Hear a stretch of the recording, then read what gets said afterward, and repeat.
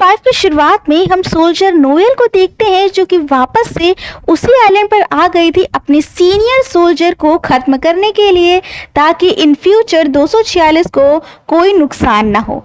अब यहाँ पर हम गीहून को देखते हैं जो कि अब अपने रूम में आ गया था और वो अपने साथ एक चाकू भी लाया था जिससे वो सभी प्लेयर्स को खत्म करने वाला था। अब वो प्लेयर नंबर 100 की तरफ बढ़ता है लेकिन उसे मार नहीं पाता क्योंकि उसके अंदर की अच्छाइयाँ उसे किसी को मारने नहीं देती और वो वापस से अपने बेड की तरफ चला जाता है। अब यहाँ पे हम फ्रंट मैन को देखते हैं जो कि वहाँ से बैठकर कैमरे से इस चीज़ को देख रहा था। अब ये देखकर उसे अपना पास्ट याद आ जाता है जब उसके टाइम के फ्रंट मैन ने उसे एक चाकू दिया था उन सभी प्लेयर्स को ख़त्म करने के लिए ताकि वो अपना कंपटीशन कम कर सके। और यहाँ पर प्रेजेंट टाइम का फ्रंट मैन ऐसा करता भी है, वो उन सभी को मार देता है जिसके कारण वो उस स्क्विड गेम को जीत जाता है। अब वो फिर से अपने प्रेजेंट टाइम में आता है जहाँ पर वो गीहून को देखता है जो कि अपने बेड के पास उस बच्चे के पास आ चुका था। अब नेक्स्ट सीन में हम सोल्जर नोएल को देखते हैं जो कि अब अपने सीनियर सोल्जर के रूम में पहुंच गई थी और वो उसके ऊपर गन तान देती है। वो अपने सीनियर सोल्जर से कहती है कि उसके कंप्यूटर में जो भी डेटा हो वो सभी डेटा से प्लेयर नंबर 246 के डेटा को क्लीन करे ताकि वो इन फ्यूचर उसे ढूंढ ना सकें। तो यहाँ पे जब सारी चीज़ें डिलीट हो जाती हैं तो वहाँ पे उसका सीनियर सोल्जर बताता है कि फ्रंट मैन के रूम में अभी भी एक रूम है जिसके अंदर फाइलें रखी हुई हैं और सभी प्लेयर्स का डेटा वहाँ मौजूद है और जब तक सीनियर सोल्जर वहाँ पे नहीं जाएगा ना तो फ्रंट मैन का रूम खुलेगा और ना ही लिफ्ट। तो यहाँ पे सोल्जर नोएल अपने गन के साथ उसे लिफ्ट में लेके जाती हैं और उसे कहते हैं कि वो कोई होशियारी ना करे नहीं तो वो उसे वहीं पर मार देगी। अब दूसरे सीन में हम गीहून और बाकी सभी प्लेयर्स को देखते हैं जो कि अब तैयार हो रहे थे नेक्स्ट गेम में जाने के लिए और सभी तैयार होकर अपना नेक्स्ट गेम की तरफ बढ़ते हैं जहां पर वो लिफ्ट से होते हुए टावर पे जाते हैं। अब यहाँ पर 3 टावर थे, पहला जो था वो स्क्वायर था, फिर ट्रायंगल और फिर सर्कल। अब इन तीनों को पार करते हुए दोनों को पार करते हुए उन्हें सर्कल की तरफ जाना था जहां पर अब वो जाके इस गेम को जीत सकते हैं। अब ये लोग सोचते हैं कि वो इसे कैसे पार करेंगे क्योंकि इनके बीच काफी दूरी थी तो इसे वो कूद कर भी पार नहीं कर सकते थे।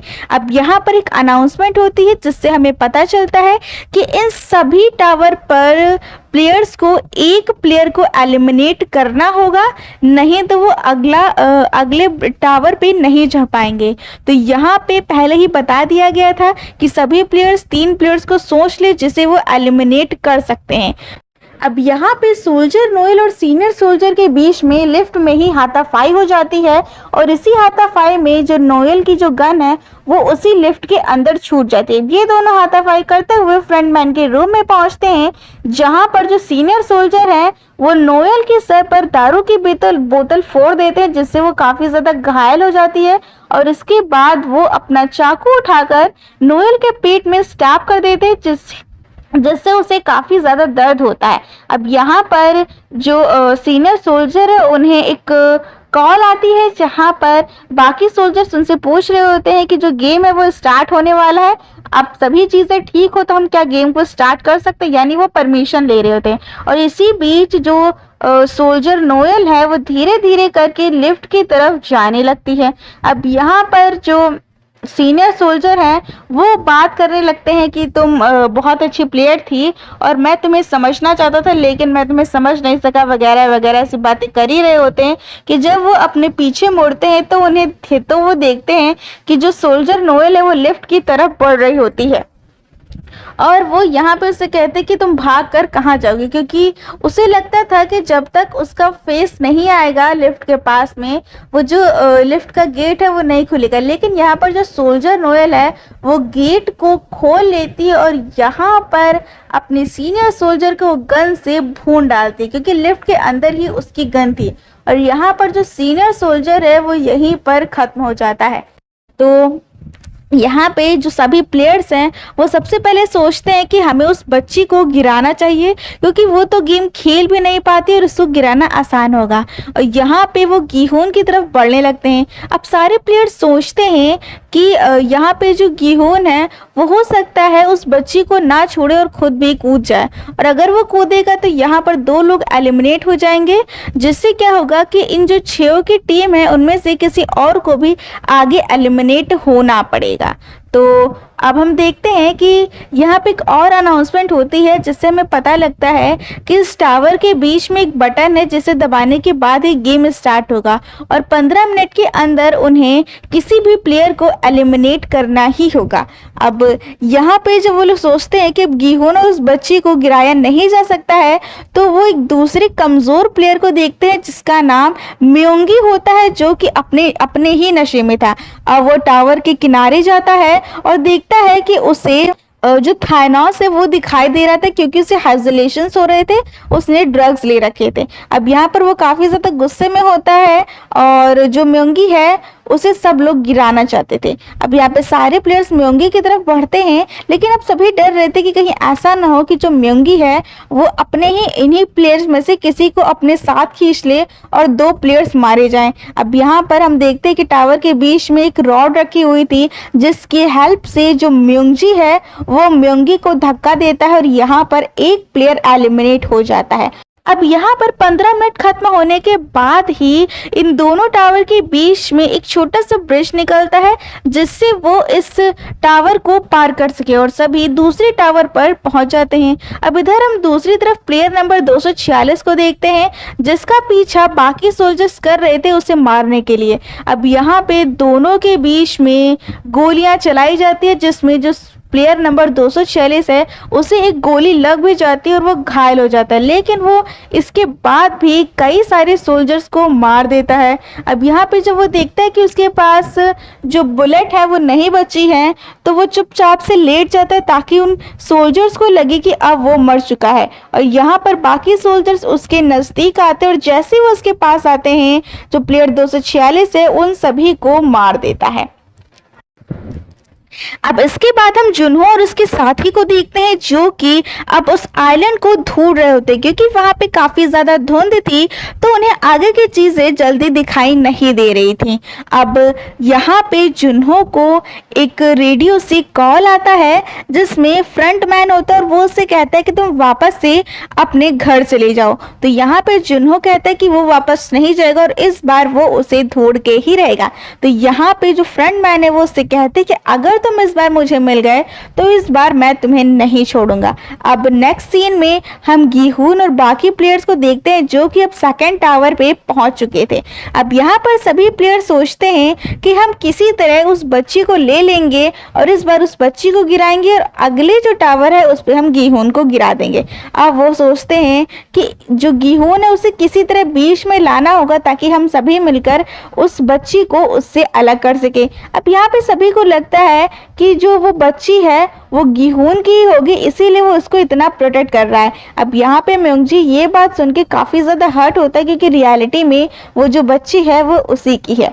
अब सभी जो प्लेयर्स हैं वो एक योजना बनाते हैं कि सभी एक एक पट्टी लेते हैं और चुनते हैं कि जो गीहून है उसको बीच में कौन लाएगा। अब यहाँ पर सभी अपने जैकेट को उतारते हैं और एक दूसरे से बांधते हैं, ताकि जो प्लेयर उसे खींच कर लाएगा उसे वो लोग बचा सके और वो वहाँ पे गिरे नहीं। अब यहाँ पर वो बात करते हुए गीहून को बीच में लाने की कोशिश करता है। सब लोग उससे कहते हैं कि हम लोग एक एक करके एक पट्टी चुनेंगे, जिससे होगा क्या कि जिसके पास सबसे छोटी पट्टी आएगी वो खुद ब खुद यहाँ से गिर जाएगी, क्योंकि ये किस्मत की बात है। लेकिन यहाँ पर जो गीहून होता है वो सोचता है कि कहीं ऐसा ना हो कि ये चीटिंग कर लें। अब यहाँ पे वो कहता है कि ये पट्टी दूर नहीं, हम तुम्हारे पास ही ये पट्टी लाते हैं ताकि तुम इसको चुन सको। अब इससे पहले गीहून ये सब सोचे, जो एक प्लेयर होता है प्लेयर नंबर 39, वो उसे खींचकर बीच में कर लेता है। यहाँ पर वो लोग उस बच्ची को छीनने की कोशिश करते हैं कि तभी